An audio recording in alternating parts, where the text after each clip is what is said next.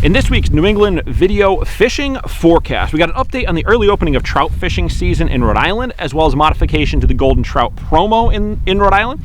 We got the first confirmed blackfish reports in Connecticut, a slew of trout, striped bass, lake trout, and more landed by some awesome local anglers. The fishing news is sponsored by these fine partners. Hey there, Toby Lapinski for the New England edition of the Fisherman magazine with this week's web video fishing forecast for New England. To begin with, as you can see, I'm down here at the beach today. Stepped out, we had a little break in the weather so I could shoot the video.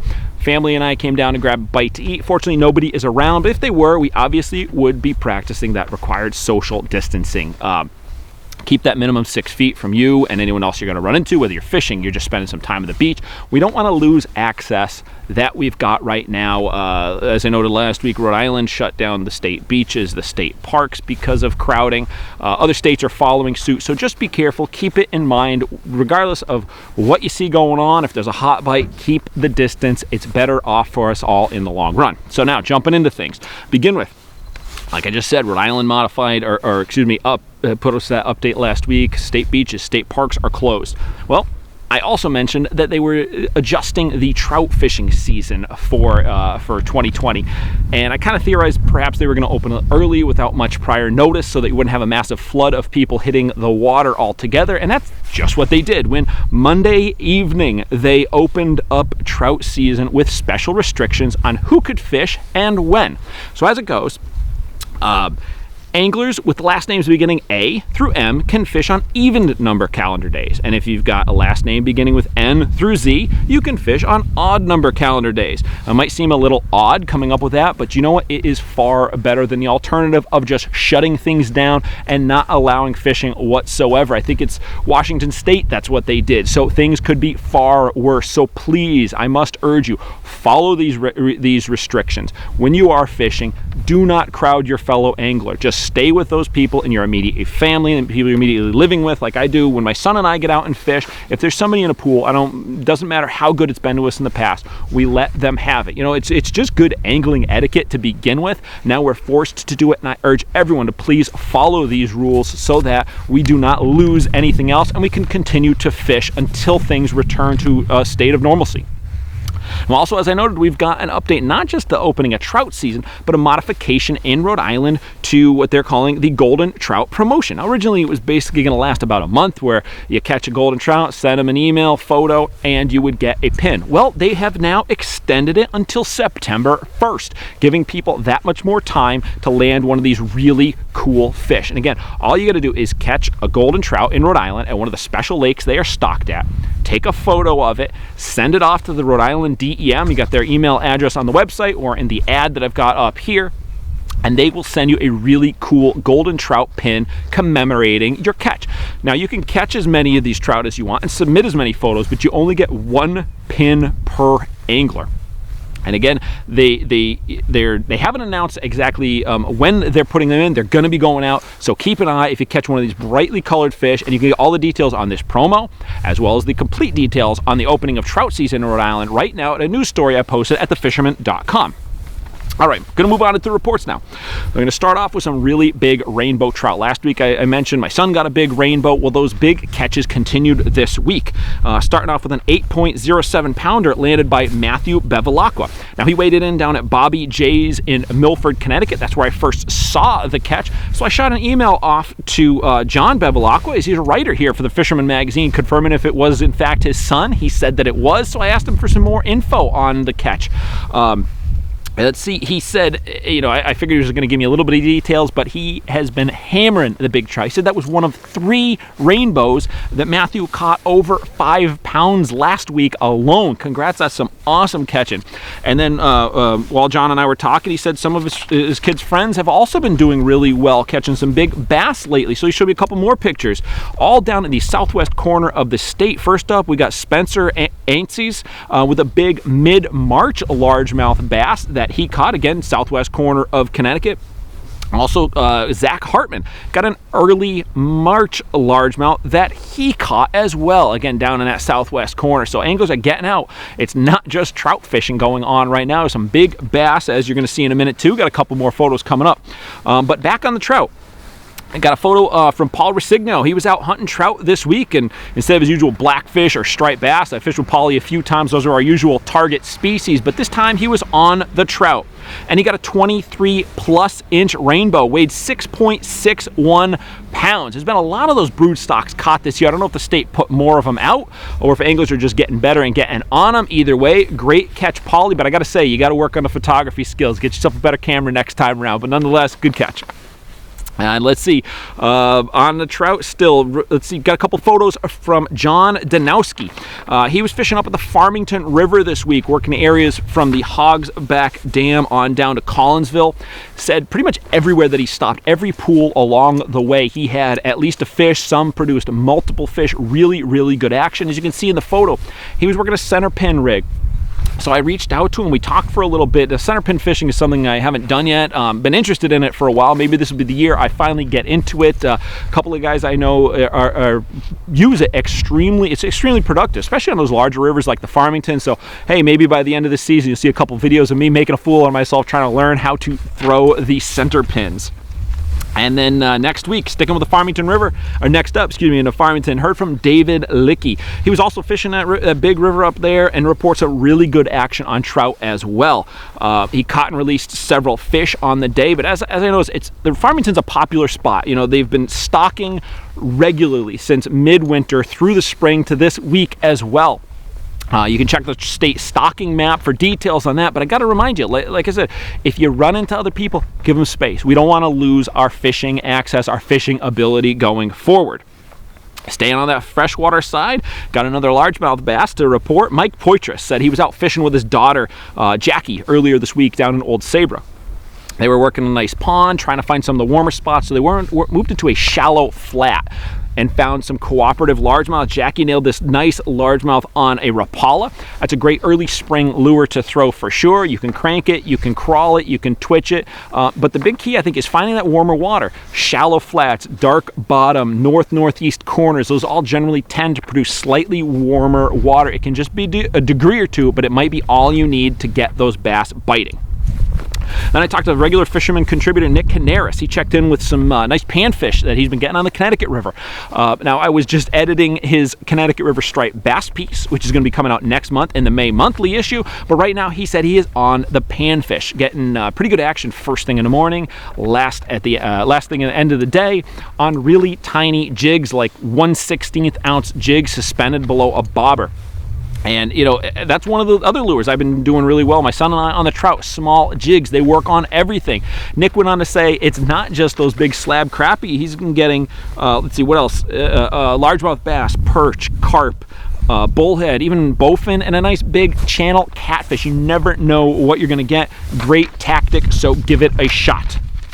And if you remember last week, I mentioned herring numbers were increased. I even showed you a live video look-in at one of the herring runs in Connecticut. Now, all the runs, Massachusetts, Connecticut, Rhode Island, they're all getting good numbers of fish into them, a herring running into them, excuse me.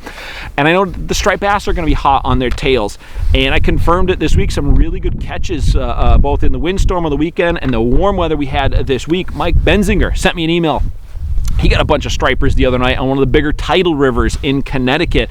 Soft plastics, hard baits, you know, SP minnows, everything seems to have been working. Haven't got any confirmation of topwater action just yet, but it is not too far off, especially with warming waters and herring moving in bigger numbers. I also talked to Chris Sages. He said he was out hunting stripers in that windstorm I mentioned a minute ago over the weekend. Went to one of the big tidal rivers. Now, he said conditions were tough. It was really windy. The current was screaming. So he stepped it up, used a big 9-inch soft plastic, a slightly heavier jig head than he would normally use, but it produced some big bass for him as well. Now, I've been telling you again for the last couple of weeks, herring are coming in, bass are coming in, get out and fish. I'm hoping that this little push from you guys is going to be the motivation that I need to get out and fish myself this week, as I've talked myself out of fishing several times, and hopefully it does the same thing for you, and you get out, wet a line, and get some stripers in the coming days. Now, before I leave the Connecticut reports, one more report over here. I got word of several second and even third-hand reports of some blackfish since the opener on April 1st. But it took me a little time to get first-hand report this week. A couple buddies of mine, John, Anthony, and Robert, they were fishing in the New Haven breakwall area Between the three of them, in about 4 or 5 hours of fishing, they landed a solid 30 blackfish on the outing. Plenty of keepers mixed in. A lot of them were in that 18, 19-inch class. But the one key that they said on the day to find any sort of success was really small jigs. Now, this is something I've run into a lot in the past springs. You got to drop it down to 3/4, even at times ½ jigs, lighter leader material. And a lot of times people say soft baits in the spring. Well, this time around, it was key to have a cut green crab on the tiny jig. That's what produced better and almost exclusively over everything else that they threw on the day. So we've got confirmed catches now. Decent blackfish in Connecticut. The season is only open through April, so do not delay. Get out there and fish. Moving on up into Rhode Island, back on the striped bass. Heard from Peter Jenkins. He owns the Saltwater Edge up in Middletown. Sent me a photo of his first striped bass of the 2020 season. He's pretty sure it was a holdover that he found, probably based on where he was fishing. I didn't pry for that info. That's nothing I needed, but just good enough to know they're catching them up there. Probably also no sea lice on it, so pretty easy to tell it's a holdover fish. But Peter was throwing probably the Cadillac, if you will, of spring striper setups. He had a Van Staal 150 paired up with a Lamy GSB 81MS. That's an awesome spring or lighter tackle striped bass rig. If you need anything like that yourself, be sure to hit up Peter and he will hook you up for sure. Continuing on with Rhode Island, got our first video report, this time coming from TJ Kopecki. He talks about the East Bay area over in Rhode Island and southeast Massachusetts. Hey, thanks, Toby. Hey, nice to be back, guys. Just a quick report from the East Bay. Not much has changed from last week. I mean, the only big thing in Rhode Island that's changed is, and by the time you see this video, you're probably all going to know that the trout season opened up. It's a staggered start. A through M is on the even days, and then N through Z is on the odd days of fishing. Not quite sure most of the terminology, but if you like to fish in Lincoln Woods, I'm not sure if you can actually get in there and fish or not. I haven't seen any clarification on that. It did talk about parking restrictions in the post, but hopefully we can get a clarification on that. And Toby, maybe you have something for us on that one about getting into these parks that do have stock ponds in Rhode Island. So we can get back to you on that one. Talked to Manny at Lucky Bait and Tackle. Did sell some crabs, lots of worms. Did give me some reports that they're still catching white perch in the Palmer River. I did drive by there a few times this week and saw a few guys out there still fishing for them, and not really any reports of the tog being caught up in the rivers yet. I'm not quite sure if that water is quite warm enough yet or where we're at for that, but we did sell some crabs and still waiting for those reports. But with everyone being out of work, you know, there's a lot of social media pics, and I do see a lot of pictures from more west Connecticut, New York, and New Jersey, people catching tautog. But you know, if you got a post on your social media, you know, tag the Fisherman magazine, and we'd love to repost that for you probably. And tight lines, guys. We'll catch you next week. Thanks a lot, TJ. Now, we got a back-to-back report video contributors. Next up, we've got the second one of the week from Dave Bocas. He's been hammering the trout up in Massachusetts waters. Thank you, Toby. Coming at you today in my boat from a lake in central Mass, the lake of my childhood, Lapinski. This is where it all started for me. 5 years old, fishing with my dad. We used to come out here and catch pike, pickerel, perch, everything with the letter P. Today I'm catching stockies. I'm getting in on it big time. I've been waiting for this to happen. Yeah, the weather is so nice. It's overcast sky. I don't know what the temperature is, but the water temperature seems like it's a perfect 48 degrees. Really turn the fish on.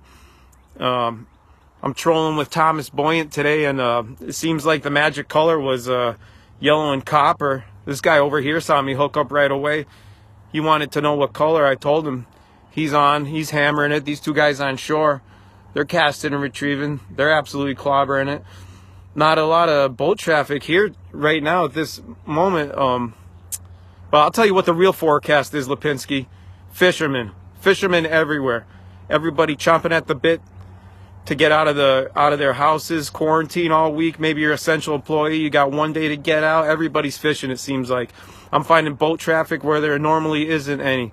Last week I had a problem getting a parking spot with just my truck and my kayak. I had to go down the street to someplace else. But my point is this: it used to be really important for me to get out there at sunrise, but I didn't start till 2:30 this afternoon, and I got my limit of trout in the boat, and things are still going strong. So for those of you that think you got to get there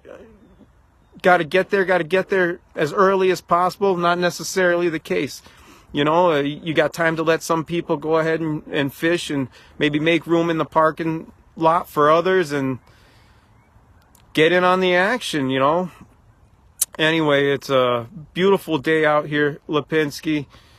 Things are going good. I'm going to get back to fishing. I'll let you get back to your report. Thanks a lot, Lapinski. Tight lines, everybody. Be safe out there.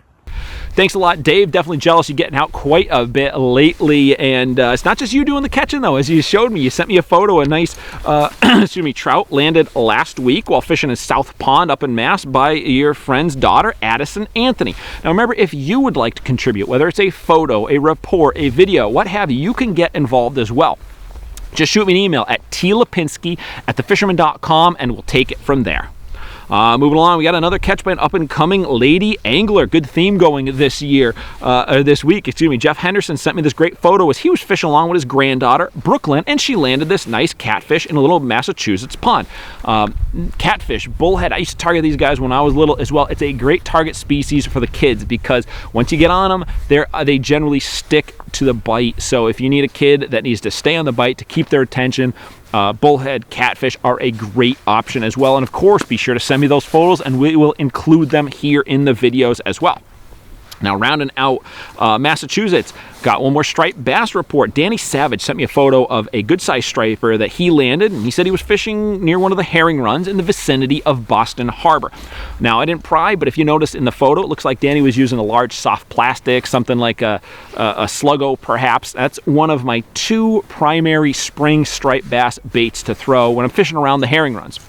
9-inch sluggo, either on a jig in the deeper water or weightless on a swim bait type hook, and the 7-inch redfin. You probably don't need anything else for the most part when you're fishing around the herring run. So if you do get out there this week, like I'm trying to talk myself into doing, be sure to pack a few of both of those lures, and I'm sure you'll produce. And of course, if you do, shoot me an email, hopefully some pictures, get you in next week. Then last up, we got the final report of the week. Heard from Tim Moore of Tim Moore Outdoors. Sent me a photo of a big laker that he caught on Monday fishing his home waters of Lake Winnipesaukee. He said he was trolling a live smelt in about 8 feet of water behind his Old Town Predator PDL. That's a great way to get out and spend some time outdoors this spring on the kayaks. I haven't splashed mine yet, been trying to, but nonetheless, Tim has been doing it, and he said he's not guiding yet. He is a full-time guide, but he hasn't started yet because of restrictions surrounding COVID-19. But nonetheless, he's getting out in the water every day, staying on the fish. He's having his boat get all the required inspections this week, so as soon as they lift restrictions, he'll be able to hop right on the water and get you into some fish. And if you want to go fishing with Tim, find out what he's doing, get all the details on that Lake Winnipesaukee fishery, check his website out. It's timmooreoutdoors.com. And if you do start talking to him, be sure to let him know that we here at the Fisherman Magazine sent him over. Tim's a great guy, and we'll definitely get you on some fish. All right, well, there you go. We got a lot going on this week, lots of photos. Of course, if you want to be included in future video reports, photos, videos of your own, general reports, what have you, shoot me an email, tlapinski@thefisherman.com. And if you get out and catch anything this weekend, be sure to send me those photos.